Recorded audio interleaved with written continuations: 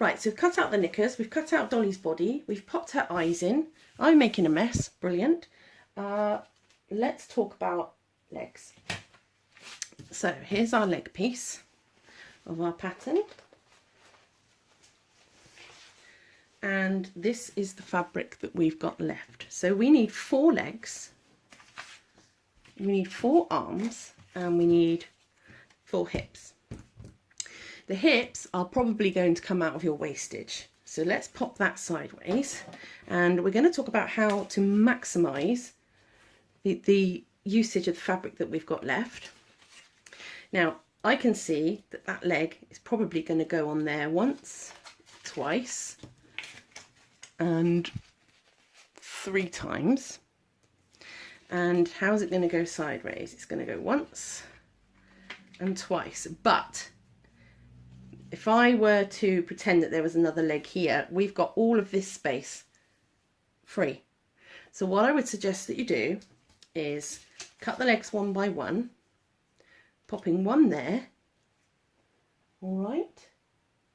And then if I just grab a finished leg, just for argument's sake, you can put one in there and then one in like that, if that makes sense. So we're going to use that space up. So let's try that. Again, you're going to pop your pins in. Whoop, if I can get hold of them. Yeah, feel free to pause the video at any time. You don't have to watch it all the way through. Some people do. Watch it all the way through, have a bash, come back to it for reference. Or when you see the symbol, as explained in the starter video, that's the pause sign. That tells you that it's a really good place coming up to pause to do that part of the pattern. So I'm going to go ahead and cut this out, and then we'll come back and do the next stage. Okay, so I've cut one out. You can see how it comes out, and then all we're going to do is we're going to turn the pattern that way round and use as best fabric efficiency as we can. There we go. Popping even more pins in. We need the corner there. There we go. So I have kept the other fabric underneath. You don't have to. I just find the weightier the pattern gets, the less it frobbles around when you're trying to cut it.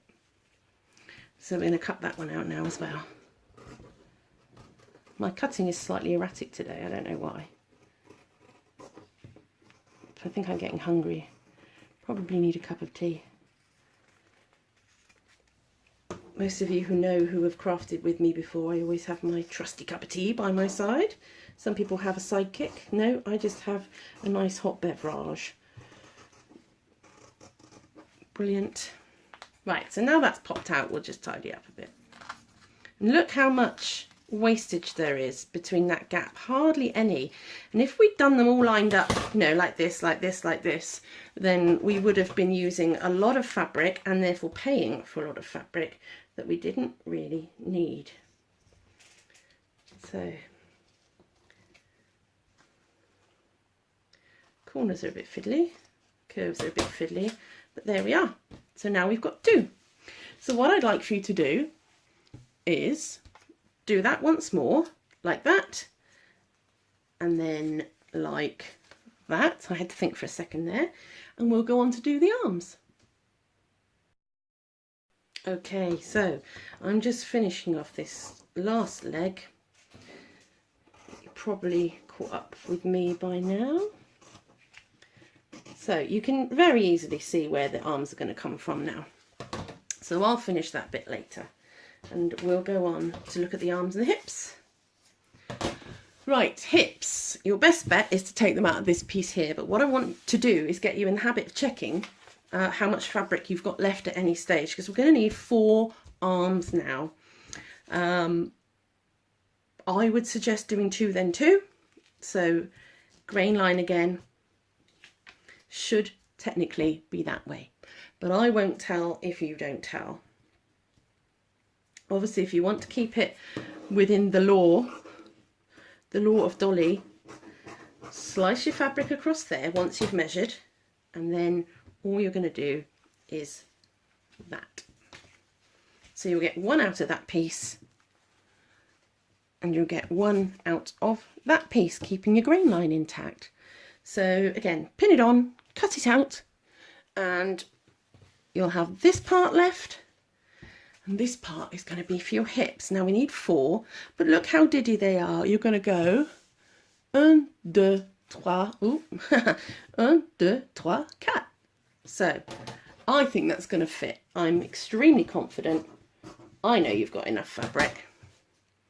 And all we're going to do is we're going to fold it once, fold it twice, and you can cut all 4 of those at once.